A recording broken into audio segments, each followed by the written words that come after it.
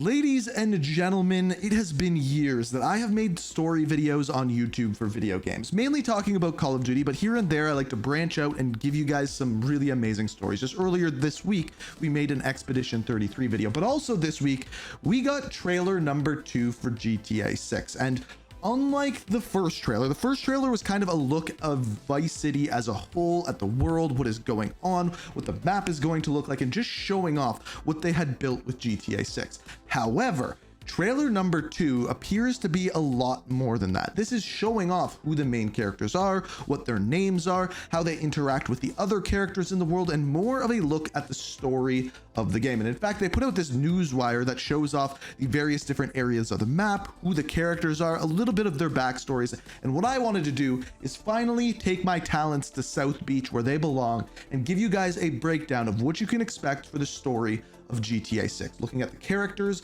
looking at how they will interact with the world and the other characters inside. At the very end of the video, give some speculation as to where I think the story will go further down the road, because keep in mind, this is just trailer 2. So let's break it down and look at the story so far, or at least the story explained so far, of GTA 6.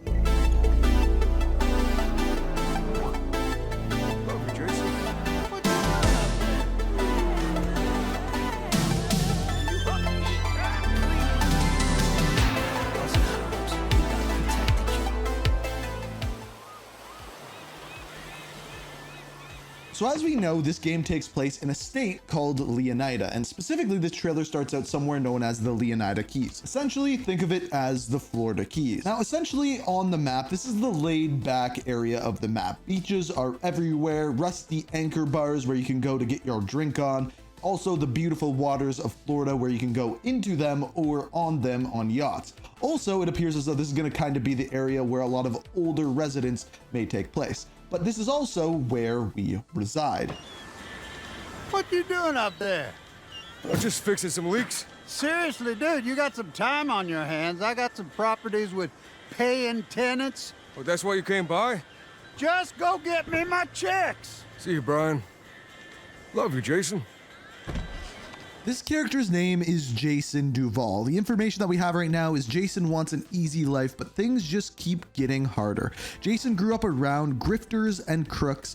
After a stint in the army trying to shake off his troubled teens, he found himself in the Keys doing what he knows best. Working for local drug runners, it might be time to try something new.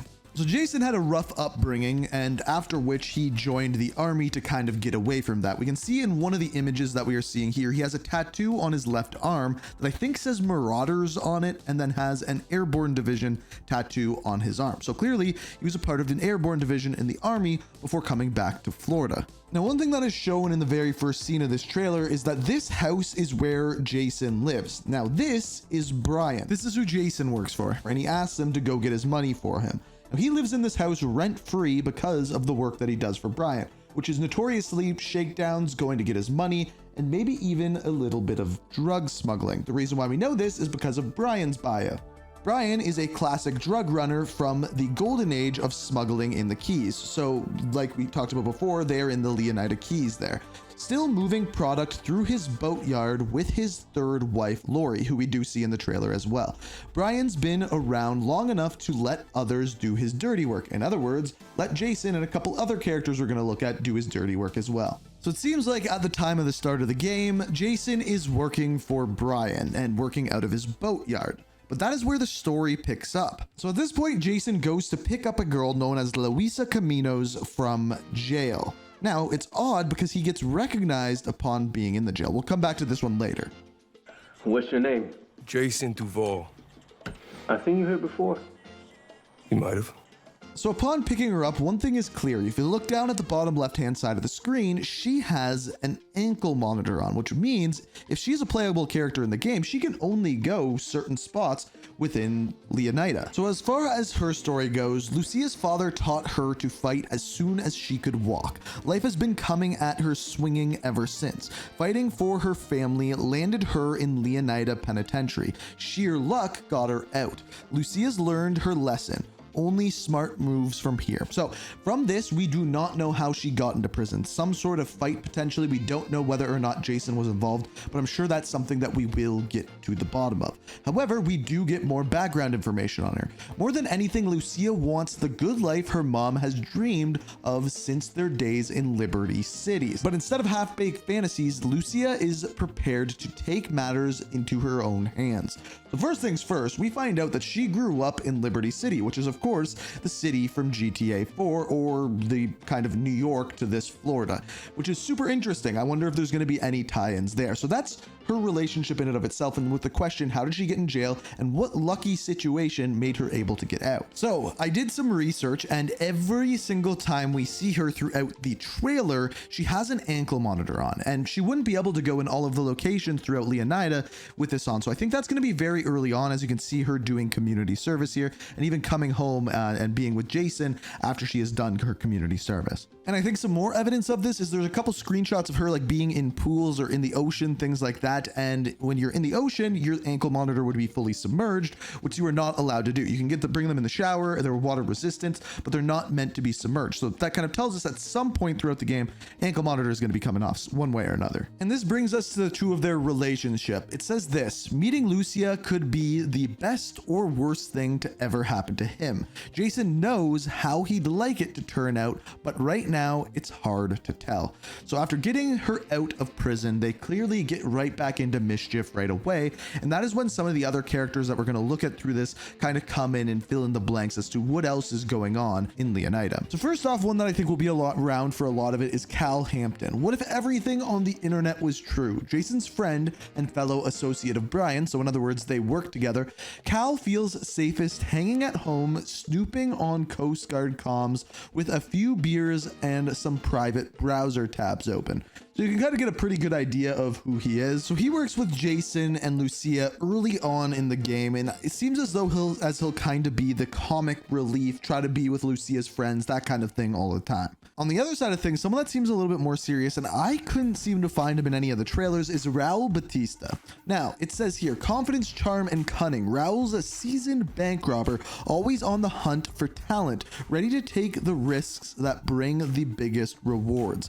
So seemingly, he is going to be the character that gets Jason and Lucia into doing bank heists, other heists of any sorts, and we can see that in the images. So how they will work together and how they will kind of come to be friends, we don't know as of yet. However, my guess is it looks like Raul may own a yacht, and maybe that's the yacht that Lucia and Jason are dancing on at the one point, and maybe he gets them into this higher life, and he says the only way that they can have it is to help them.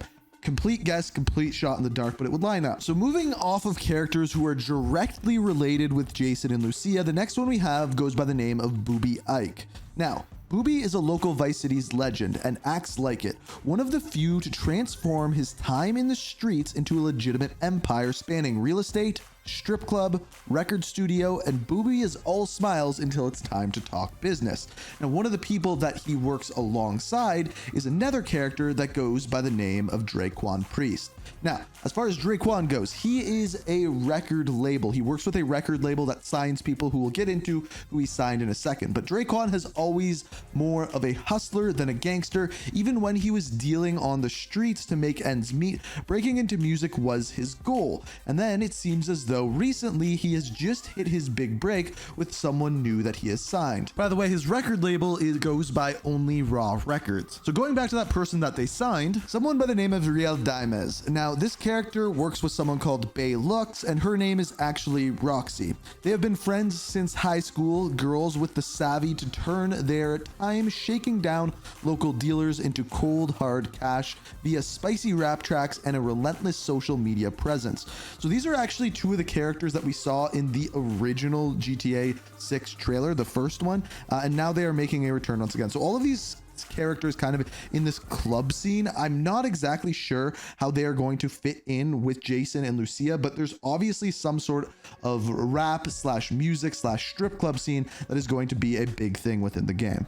The only real crossover we see between the two groups of characters is at one point Drequin and Jason react to something going on his phone. We just have no idea what that something is. But either way, they're obviously friends of some sort. Now, before we go back and look at the evidence as to what might happen in the story, I first have to go over the locations, because we know we have the Leonida Keys. That's the one we first started out in, but then the big city is Vice City. And I think this is clearly going to be the biggest city in the entire game. But yeah, there's multiple cities, which we'll get into.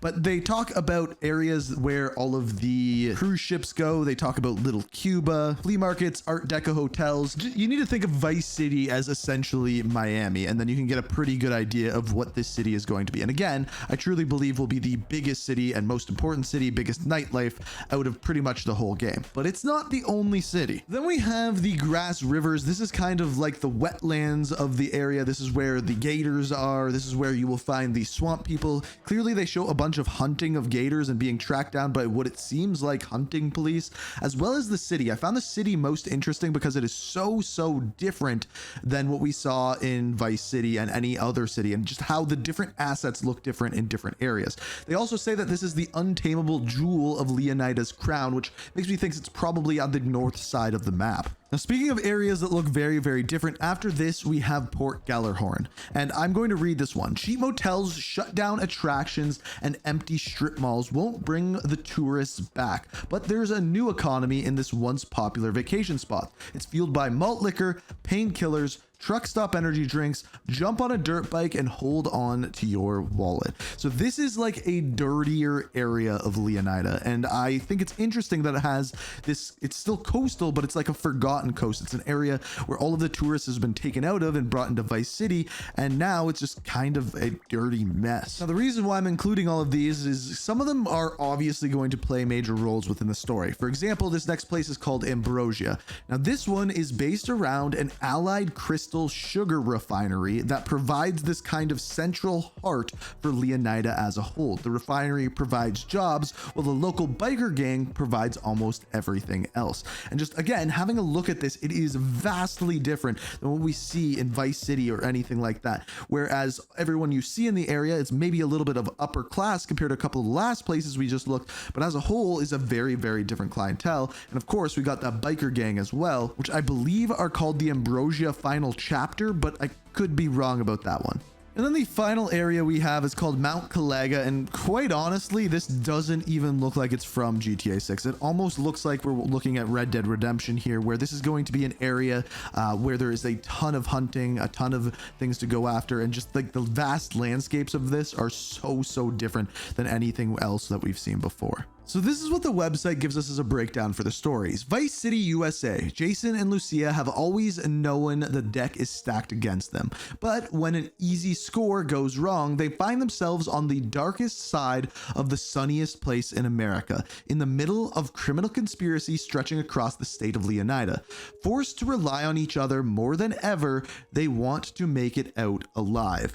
So, what is the theory that everyone is saying and everyone is thinking about what the story is going to be? And what it seems as though is that either Jason, Lucia, or potentially both of them are actually cops.